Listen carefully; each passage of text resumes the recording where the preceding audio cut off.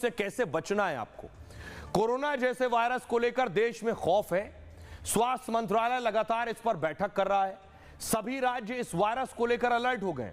केंद्र सरकार ने एचएमपी पर गाइडलाइन जारी की है।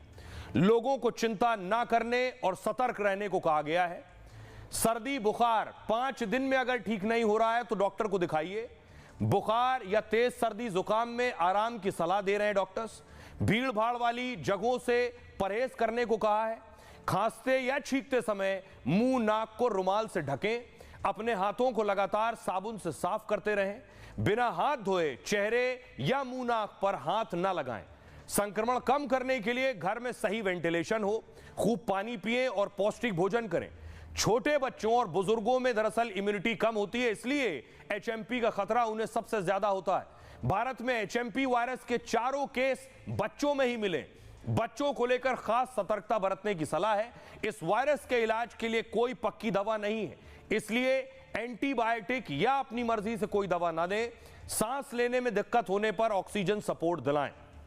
अब एक सवाल हमारे जहन में यह है, स्वाति माहेश्वरी लगातार हमारे साथ बनी हुई है, उनसे सवाल ये है। स्वाति जी, मेरा सवाल ये है, हम दर्शकों को बता रहे हैं कि क्या ये कोरोना जैसा वायरस है।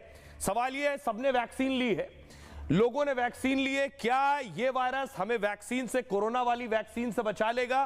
क्या ये वायरस कोरोना जितना खतरनाक है, या जब कोरोना आया तो उतना खतरनाक नहीं था, ये वायरस भी म्यूटेट होकर उतना ही खतरनाक हो सकता है? वैक्सीन की अगर हम बात करें तो ये एक ऐसी वैक्सीन थी जो कि कोरोना यानी कि जो हमारा SARS-CoV-2 वायरस था उसके प्रति जो है हमें इम्यूनिटी देती थी, उससे हमारी रक्षा करती थी। लेकिन एचएमपी वायरस एक दूसरा वायरस है, जबकि दोनों रेस्पिरेटरी वायरस हैं, लेकिन दोनों का ग्रुप अलग अलग है। ऐसी स्थिति में कोरोना की वैक्सीन जो है वो एचएमपी पर काम करेगी ऐसा कहना बहुत मुश्किल है। और अच्छे से जानते हैं कि जो RNA वायरस होते हैं उनमें म्यूटेशन की काफी शक्ति होती है, उनमें काफी म्यूटेशन देखे जाते हैं। कोरोना के भी हमने देखे थे कि कई सारे म्यूटेशंस हुए और कई सारे फॉर्म सामने आए।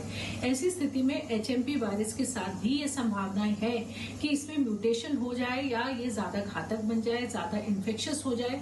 तो ये संभावनाएं इस वायरस के साथ भी रहेंगी और इसीलिए चीन में किस तरह का वायरस है, क्या वो म्यूटेटेड है या नहीं, ये जानना बहुत ज्यादा जरूरी है।